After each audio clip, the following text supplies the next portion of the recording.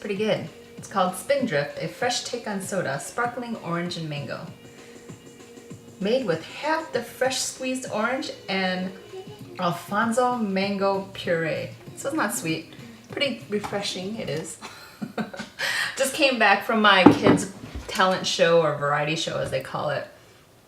And I was pretty impressed with the school. They rented out a whole like church and did like a big spectacular to-do, and it was fun. It was fun.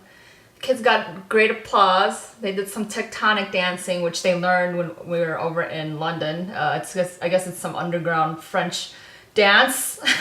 So I think they wowed the kids. So that was cool. So anyway, today what am I going to cover? I'm going to cover my planner journey.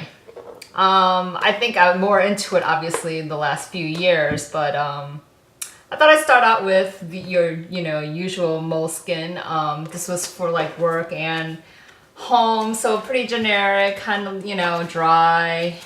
Never really doodled in this one. Just kind of like did my thing and that was it. But I think I liked it because it was red, other than the usual black that was prevalent at the time. It looks like this was 2009. This is during the time that actually I was in London. And then it looks like I went to the smaller one and, I completely forgot, but I guess I did try doing a little bit of, drawing and stuff like that in this one, which I completely forgot about. And it looks like this paper, the Moleskine paper, was able to take the, the generic watercolors that I had at the time. That was the first time I started my foray back into the art world, and I bought those like small Winsor & Newton travel palettes. I guess it's the first time I've seen it in a long time because I hit the local what is that, W. Smith bookstore. They have a little section on art, and they had it on sale, so I grabbed one. And then I liked it so much, and the kids liked it so much, I ended up getting one for each child, and so they utilized it as well. So that was the little mini Moleskine. And then I kind of completely fell out of the whole like planner thing. Just used digital, your iCalendar and such, for a few years. And then with Susie Blue, she's one of the key people that got me sort of back into doing some art again. Your usual tragic story of when you're younger, you do your art, nobody's really, what do you want to call it? Nobody's really like saying that you're doing it great, so then you start to second guess yourself and then you give up. I think that's the general story of a lot of creatives. So she's one of the few, the people that said, you know what, just do it. Just do it, who cares? It doesn't have to be fine art, just as long as you do what you want and you're creating some art, and just go for it. So I did. And so anyways, I took one of her classes, and the Soul Journal class, Soul Garden, I think she called it at that time. So we decided to make our own planners, and I made this. I think this is about 8x8 square. Just used up my like old scrapbook papers. I did a small foray into scrapbooking when I first had my kids. I tried not to do it because I knew it would be expensive. And maybe $1,000 later, I realized it still isn't for me because I'm too much of a perfectionist. I did a little bit of graphic design back in college, so it just drove me nuts, and I ended up not continuing on with it. So it's sat in some boxes while I was in London for a few years. And then when I started to do this, I started using up, old scrapbook paper, and I bought a little bit more to be, with the times. And anyways, so here's like, I started in August. I think it was, I want to say 2012. Might have helped if I put the year on it. But anyway, so the idea was, you had your month overview, make cute little things here. Just bring it down because my arms are not that high. Anyways, so you had your rewards, things like that, and you made pockets, and it was just general fun. So I'd have like a week overview, and then I go daily. So actually the idea with the Hobonichi, which is the one I'm in currently, is not that foreign to me because it was a couple of years ago. But you know, at first I had some hard time like filling up a whole day, which again I'm having right now, which is ironic. But you know, so this is how it would look. So I would have like your week view, and that's where I would put all my planning, and then my daily, I did this, and then see the post-it notes, and here's a weekly view, sorry. So the post-it notes, the whole idea behind that was doing art is not actually a natural thing for me. It's been a while, so to force myself to just at least do something every day, I decided to do the post-it note a day. So I was into kawaii, is that how you say it? For a while, so I started doing that. And your general like pictures I've put in, you know, your business cards. And this is what I was telling like a few of the folks. Utilize the ads, the colorful ads that you have in your magazines. And you know, it's fun, it adds color. So I did some of that. And so this is how this planner looked. Very fun, and you know, automatically you get some coloring because you have the scrap of paper underneath, and you know, you can use your usual stickers, post-it notes, pictures, blah blah blah. So that was that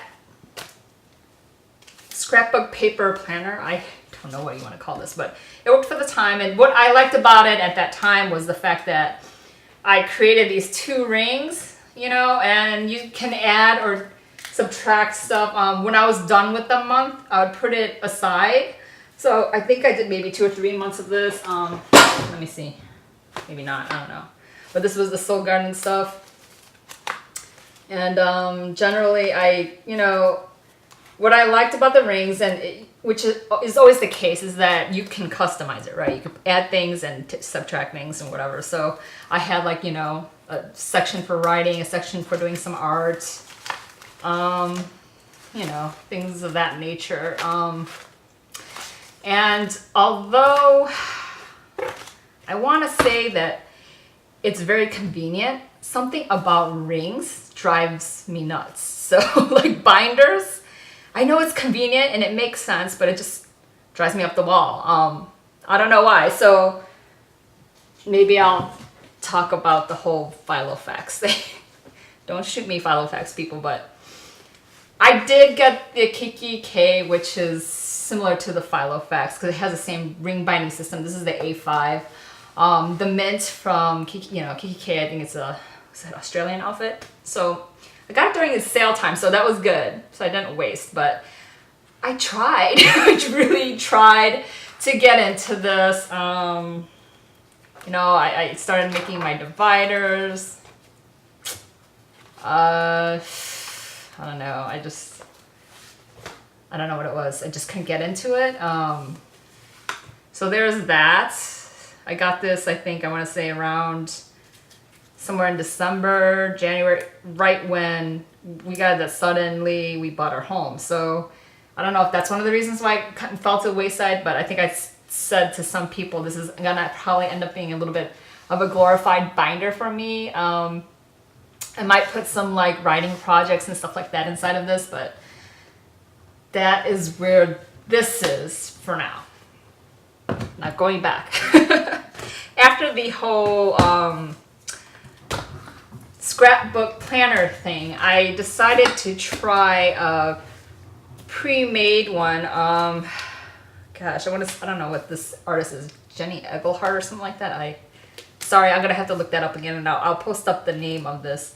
I know some people know this artist, but I bought this at the Paper Source. So it's a pre-made journal. You know, what's nice about this is just that it's pre-made, you know, and you just play. So like the first pages, I think I fell into this a little bit later on, so I had just some extra pages that I played around with.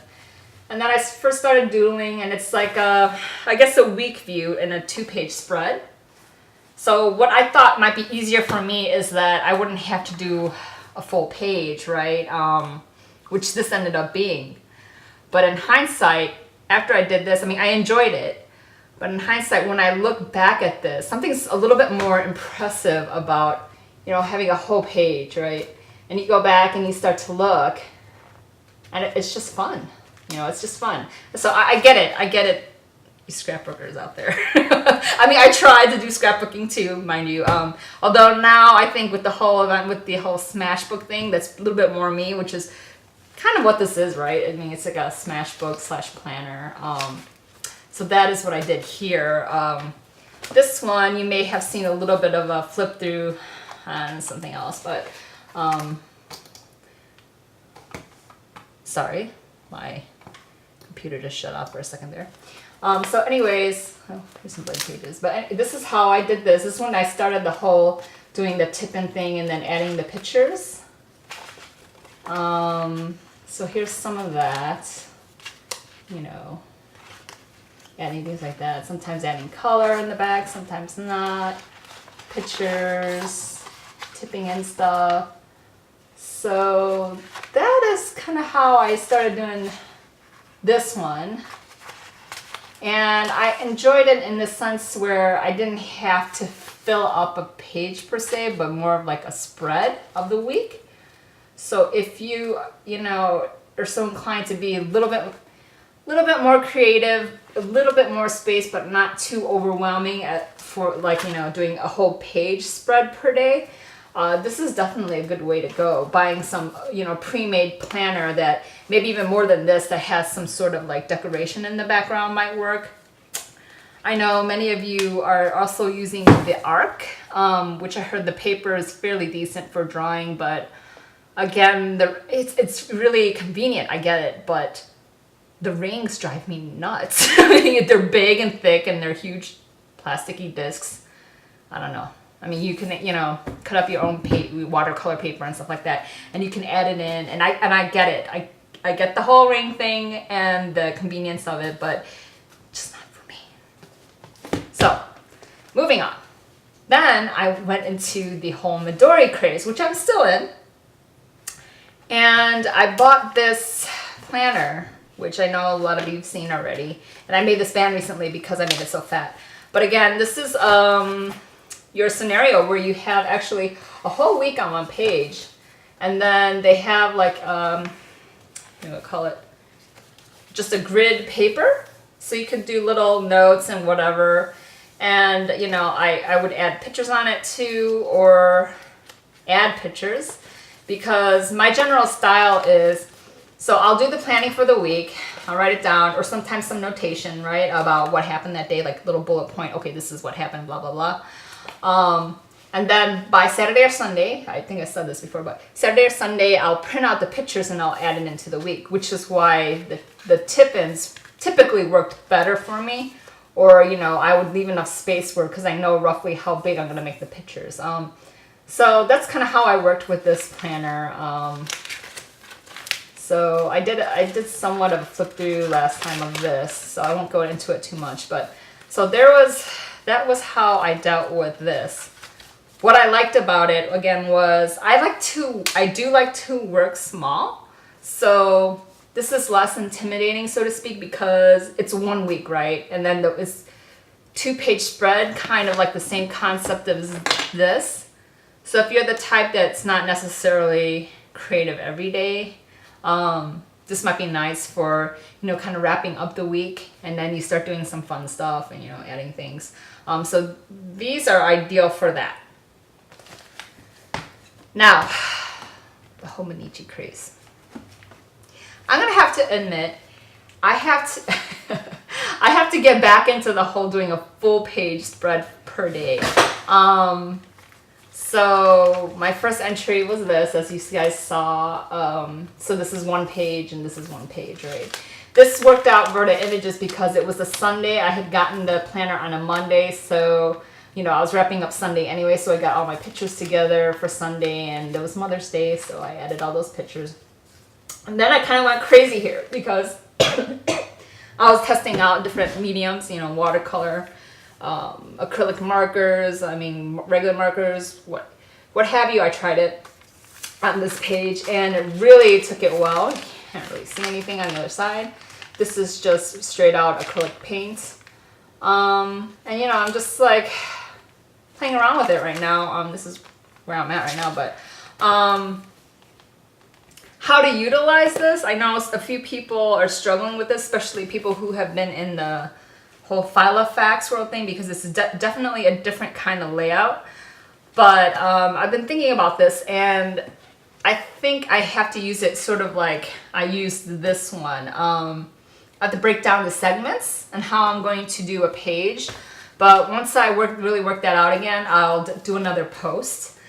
And so that pretty much wraps it up. I'm sorry this is a really long one, but there it is. I know some of you were asking about like what planners I've been using and things like that. So this was my planner wrap up. Okay, thanks. Take care and have a great week. Bye.